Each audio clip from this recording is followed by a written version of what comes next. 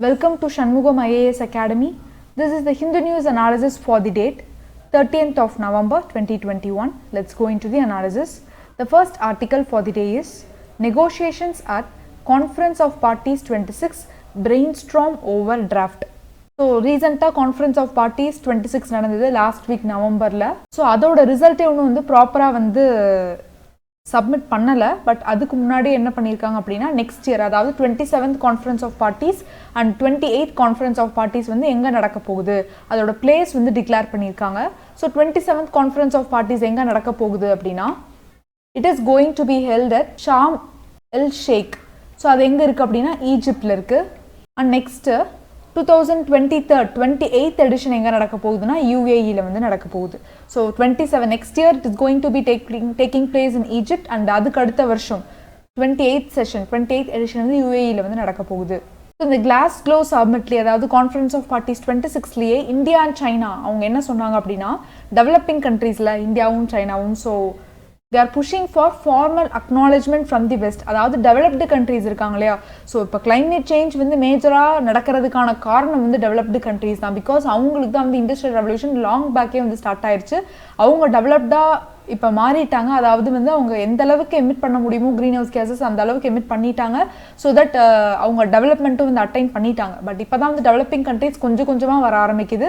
But இப்போவே வந்து நீங்கள் மிட்டிகேட் பண்ணணும் அப்படின்னு சொன்னீங்கன்னா எங்களுக்கு நீங்கள் டெக்னாலஜி ட்ரான்ஸ்ஃபர் பண்ணுங்கள், ஆர்எல்ஸ் கிளைமேட் ஃபைனான்ஸ் ப்ரொவைட் பண்ணுங்கள். நீங்கள் ஆல்ரெடி வந்து ப்ராமிஸ் பண்ணியிருந்தீங்க 2020 வரைக்கும் $100 billion வந்து ப்ரொவைட் பண்ணுறோன்னு வந்து நீங்கள் ப்ராமிஸ் பண்ணியிருந்தீங்க. ஸோ அதை வந்து நீங்கள் ப்ராப்பராக வந்து டெலிவர் பண்ணுங்க அப்படின்ட்டு வந்து டெவலப்பிங் கண்ட்ரீஸ் வந்து டெவலப்டு கண்ட்ரீஸ்ட்டு வந்து சொல்கிறாங்க. Especially India and China. So இந்த ரெண்டு கண்ட்ரீஸும் தான் வந்து அர்ஜ் பண்ணியிருக்காங்க டெவலப்டு கண்ட்ரீஸ்ட்ட. So that is about this article. Next is about industrial output வந்து ஃபால் ஆயிருக்கு 2.6% செப்டம்பர் மந்தில். பட் ரீட்டைல் இன்ஃப்ளேஷன் வந்து ரைஸ் ஆயிருக்கு. எவ்வளோனா 4.48% இன் அக்டோபரில் அப்படிங்கிறது வந்து சொல்லியிருக்காங்க. And here we have to know about index of industrial production. So index of industrial production வந்து பார்த்தீங்கன்னா it is an index that shows the growth rates in different industry groups of the economy in a fixed period of time.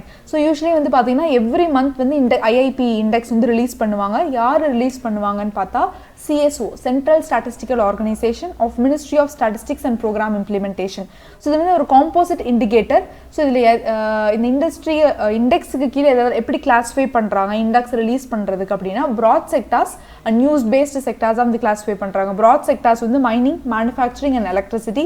Use based sectors வந்து பார்த்தீங்கன்னா basic goods, capital goods and intermediate goods. So base year வந்து என்னதுன்னா 2011 to 2012 அதுதான் வந்து base years. So இந்த 8 core industries of India வந்து எவ்வளவோ அந்த 8 கோர் இண்டஸ்ட்ரீஸ் வந்து எல்லாத்துக்குமே தெரியும். ஸோ அது மட்டுமே இந்த இண்டெக்ஸ் ஆஃப் இண்டஸ்ட்ரியல் ப்ரொடக்ஷனுக்கு 40% வந்து கான்ட்ரிபியூட் பண்ணுது அப்படிங்கிறது சொல்லியிருக்காங்க. And what is the significance of IIP is, so it is the only measure. ஸோ இது வரைக்கும் நம்ம மெஷர் பண்ணுறதுலையே it is the only measure on the physical volume of production.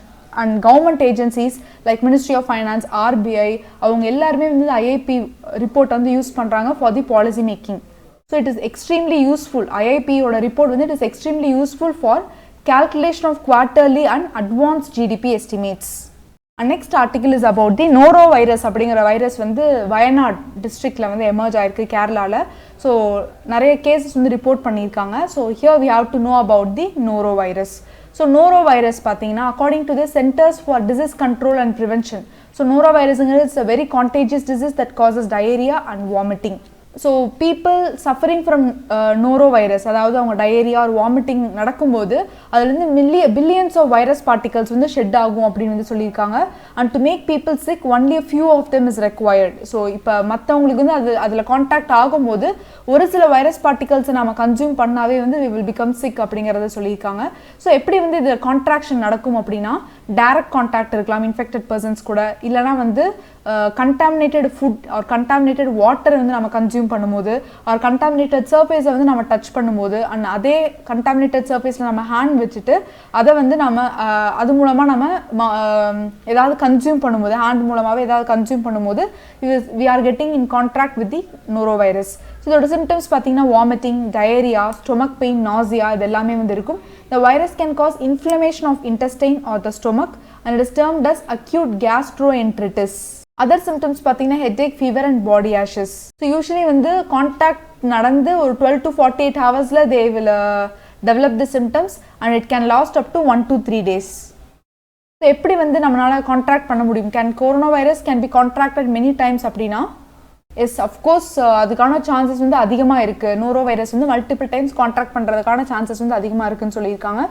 எப்படி ஸ்ப்ரெட் பண்ணுறத ஸ்டாப் பண்ணலாம்னு பார்த்தா we have to maintain the hygiene. இப்போ எப்படி வந்து நம்ம கொரோனா வைரஸ் டைமில் இப்போ ஹேண்ட் வாஷ் பண்ணுறது, ப்ராப்பர் ஹீட்டிங் ஹேபிட்ஸ் எடுக்கிறது, அந்த மாதிரி மெயின்டைன் பண்ணுறோமோ அதே மாதிரி வந்து இந்த நோரோ வைரஸ் அதையும் ஸ்ப்ரெட் ஆகிறத வந்து நம்ம ப்ராப்பர் ஹைஜீனிக்காக இருந்தோம் அப்படின்னா, அதாவது சானிடேஷனும் சரி ஹைஜீனிக் ஃபுட்டும் கன்சியூம் பண்ணுறோன்னா அப்போ தான் வந்து இந்த நொரோனா வைரஸ் வந்து நம்ம ஸ்டாப் பண்ண முடியும். ஸோ இதோட ட்ரீட்மெண்ட் வந்து இதுக்குன்னு ஸ்பெசிஃபிக் மெடிசன்லாம் வந்து கிடையாது. ஸோ ஒன்ஸ் நம்ம வாமிட்டிங் அண்ட் டயரியானால ரொம்ப டீஹைட்ரேட் ஆயிடுவோம், எக்ஸாஸ்ட் ஆயிடுவோம். ஸோ அதனால we have to drink plenty of water. So that can be the only treatment as of now for the norovirus. So next is about center turns to chief ministers to sustain the economic recovery. So இப்போ post COVID-19, so post கோவிட்ல வந்து இப்போ கொஞ்சம் கொஞ்சமாக economy அப்படிங்கிறது recovery ஆகிட்டே இருக்குது. And இப்போ தான் வந்து இன்வெஸ்ட்மெண்ட்ஸ் எல்லாமே வந்து பழையபடி வந்து ஃப்ளோ ஆக ஆரம்பிச்சிருக்கு. ஸோ நம்மளோட prime minister and finance minister will meet the bankers of various banks and also the chief ministers of all the states to talk about the economic recovery program. So state லெவலில் டெஃபினட்டாக வந்து consult பண்ணி தான் ஆகணும். Because last budget வந்து பார்த்தீங்கன்னா அது COVID-19 எப்படி ரெக்கவர் ஆகும் அப்படிங்கிறத பேஸ் பண்ணி தான் இருக்குது. பட் இந்த பட்ஜெட்டில் வந்து டெஃபினட்டாக வந்து ஒரு ப்ரீ பட்ஜெட் கன்சல்டேஷன்ஸ் வந்து ஸ்டேட்ஸ் கூட வேணும். ஸோ தட் வந்து எந்தெந்த செக்டார்ஸில் அவங்க வீக்காக இருக்காங்களோ அதை வந்து நம்ம ப்ராப்பராக கான்சன்ட்ரேட் பண்ண முடியும் அப்படிங்கிறத சொல்லியிருக்காங்க. And finance secretary also states that இந்த மீட்டிங்கில் செவரல் திங்ஸ் பற்றி நம்ம டிஸ்கஸ் பண்ணணும். ஸோ தட் இந்தியாவை வந்து ஹை க்ரோத் பாத் அந்த ட்ராஜெக்டரியிலே நம்ம கொண்டு போக முடியும். ஸோ ஸ்டேட்ஸ் இல்லாமல் டெஃபினட்டாக இது வந்து நடக்க முடியாது. அதாவது இந்தியாவை ஹையர் க்ரோத் ரேட்டுக்கு கொண்டு போகிறது ஸ்டேட்ஸ் கான்ட்ரிபியூட் பண்ணால் மட்டும்தான் வந்து முடியும். ஸோ இந்த ஒரு மீட்டிங்கில் டெஃபினட்டாக சென்ட்ரல் லெவல், ஸ்டேட் லெவல் இஷ்யூஸை கான்சன்ட்ரேட் பண்ணணும். அண்ட் என்னென்ன சேலஞ்சஸ் அண்ட் ஆப்பர்ச்சுனிட்டிஸ் இருக்குது அண்ட் இன்க்ளூசிவ் க்ரோத் அப்படிங்கிறது வந்து டெஃபினட்டாக வந்து இந்த மீட்டிங்கில் நான் கான்சன்ட்ரேட் பண்ணுவோம் அப்படிங்கிறது வந்து சொல்லியிருக்காங்க. அண்ட் எக்கனாமிக் அஃபேர்ஸ் செக்ரட்டரி என்ன சொல்லியிருக்காரு அப்படின்னா, so the meeting would not just be focusing on enhancing the public infrastructure spending. So public infrastructure spending la mattum irukadu, but also attracting more investments and creating job. So நிறைய investments, jobs எப்படி create பண்ணலாம் அப்படிங்கிறது எல்லாமே வந்து இந்த ஒரு மீட்டிங்ல வந்து நாங்கள் டிஸ்கஸ் பண்ண போகிறோம் அப்படிங்கிறத சொல்லியிருக்காங்க. அண்ட் ஸ்டேட்ஸ்க்கு வந்து என்ன அட்வைஸ் பண்ணுறாங்கன்னா, இன்வெஸ்டார் கன்சர்ன்ஸையும் கொஞ்சம் பாருங்கள். Like land availability, land pricing, water and electricity supply issues and various approvals from urban local bodies, இது எல்லாத்தையுமே வந்து கான்சன்ட்ரேட் பண்ணுங்க அப்படிங்கிறது வந்து ஸ்டேட்ஸ் டீம் வந்து இன்ஃபார்ம் பண்ணியிருக்காங்க. ஸோ இதுதான் வந்து இந்த ஒரு பர்டிகுலர் மீட்டிங். ஸோ நெக்ஸ்ட் வீக்கில் வந்து November 17th and 18th வந்து மீட்டிங் நடக்க போகுது. So these are the things they are going to discuss and concentrate. So next is about Pakistan will consider transit facilities for Indian wheat. So ரீசெண்டாக வந்து பார்த்தீங்கன்னா ட்ரோக்கியா plus regional dialogue நடந்தது on Afghanistan scenario. So இது எதுக்காக அப்படின்னா, இதோட members வந்து பார்த்தீங்கன்னா there will be Russia, China, Pakistan and US. So இதுதான் இந்த ட்ரோக்கியோ ப்ளஸ் ரீஜனல் டயலாக்கோட மெம்பர்ஸாக இருப்பாங்க. ஸோ அந்த மீட்டிங்கில் வந்து பாகிஸ்தான் என்ன சொல்லியிருக்காங்க அப்படின்னா, டெஃபினட்டாக வந்து நாங்கள் ஆப்கானிஸ்தானுக்கு டிரான்சிட் ரூட் ப்ரொவைட் பண்ணுறோம். அதாவது இந்தியாவிலேருந்து ஆப்கானிஸ்தானுக்கு வீட் சப்ளை வந்து டெஃபினட்டாக வேணும். Because they are in the huge hunger crisis. Afghanistan is an huge hunger crisis. So டெஃபினட்டாக நாங்கள் டிரான்சிட் ரூட் கொடுக்குறோம் அப்படின்ட்டு பாகிஸ்தான் வந்து பிளட்ஜ் பண்ணியிருக்காங்க. And Pakistan also said that we will also be giving rice and wheat to the Afghanistan அப்படிங்கிறதும் வந்து சொல்லியிருக்காங்க. Next is government to access learning gaps via the national wide test. So இந்த ஆர்டிக்கல் வந்து பார்த்தீங்கன்னா நேஷனல் அச்சீவ்மெண்ட் சர்வே 2021 அதை பற்றி தான். So இந்த நேஷனல் அச்சீவ்மெண்ட் சர்வே பற்றி பார்க்கலாம். So the survey will help in accessing the learning interruptions and new learnings during the COVID-19 pandemic. So COVID-19 pandemicல பார்த்தீங்கன்னா நிறைய கேப்ஸ் இருந்தது. அதாவது கிட்டத்தட்ட ஒரு 18 months வந்து ஸ்கூல்ஸ் எதுவுமே ஓப்பன் ஆகலை. ஸோ நிறைய ட்ராபேக்ஸ் இருந்தது. அண்ட் நிறைய புது விஷயங்களும் வந்து அந்த டைமில் கற்றுக்கிட்டாங்க. அதாவது கம்ப்ளீட்டாக எல்லாமே ஆன்லைன் மோடில் தான் போகுது அப்படிங்கிறதுனால.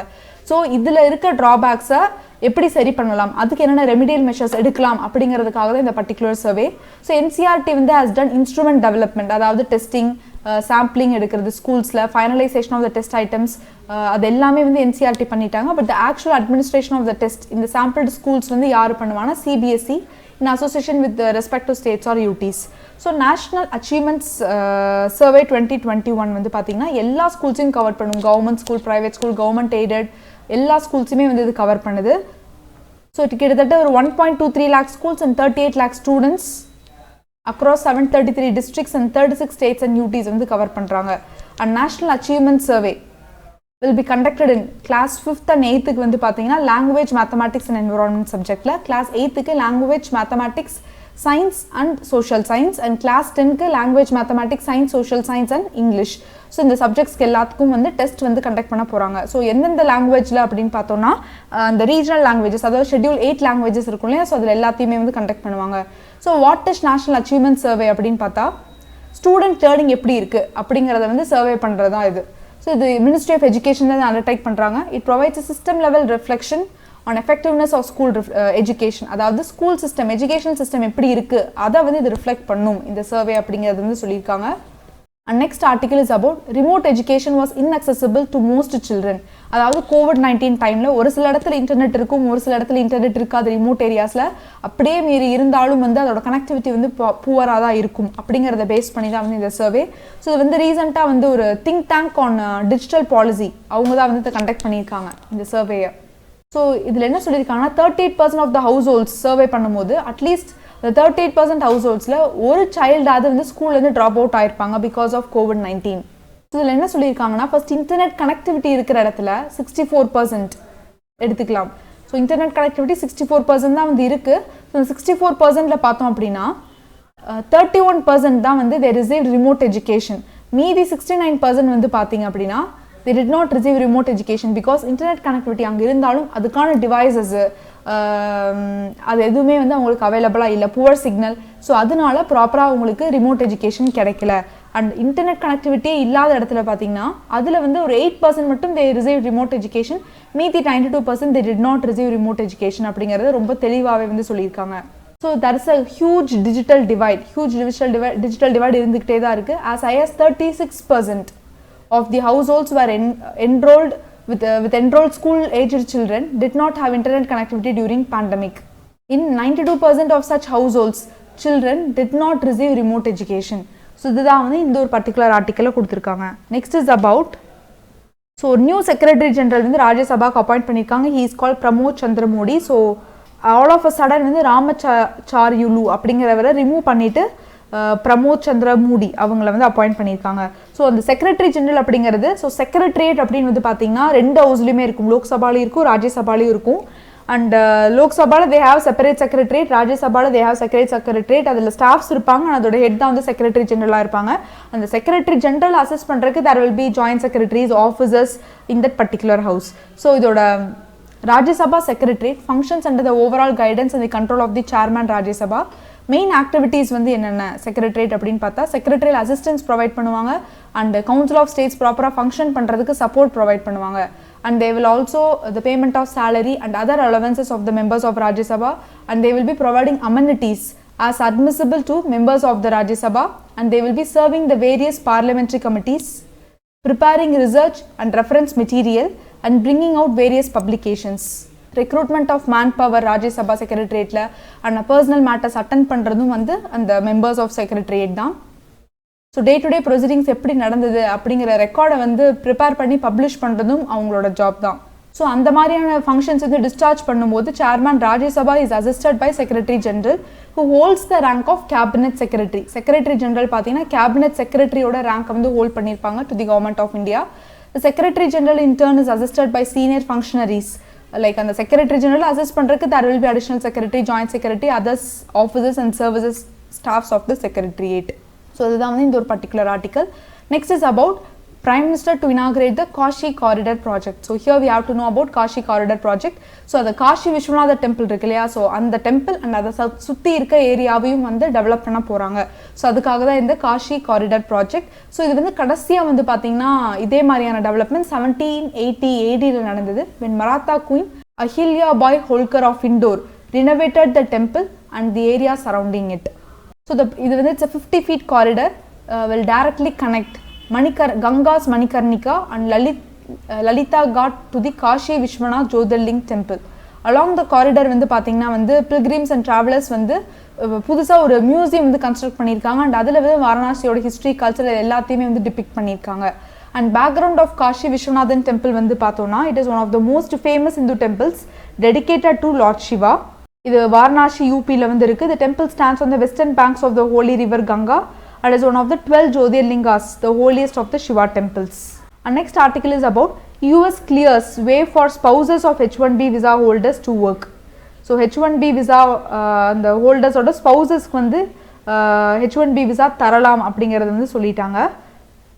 So here we have to know about H1B visa பார்த்தீங்கன்னா United States தான் தருவாங்க under the Immigration and Nationality Act, which allows US employers to temporarily employ foreign workers in the specialty occupations. Specialty occupations அப்படிங்கிறது it requires specialized knowledge இருக்கணும் and bachelor's degree இருக்கணும் or equivalent work experience வந்து இருக்கணும். Duration of stay வந்து பார்த்தீங்கன்னா 3 years and 6 years வரைக்கும் extend பண்ணலாம். Over this இந்த பீரியட் முடிஞ்சது அப்படின்னா விசா ஹோல்டர் வந்து திருப்பியும் ரீஅப்ளை பண்ணணும் H1B விசாக்கு.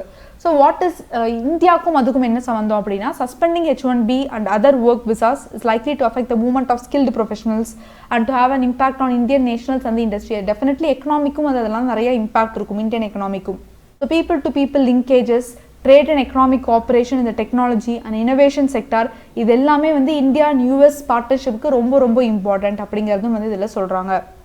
H1B visa issue பண்றது US Citizenship and Immigration Services to immediate family members, அதாவது spouse and children under the 21 years of age of H1B visa holders.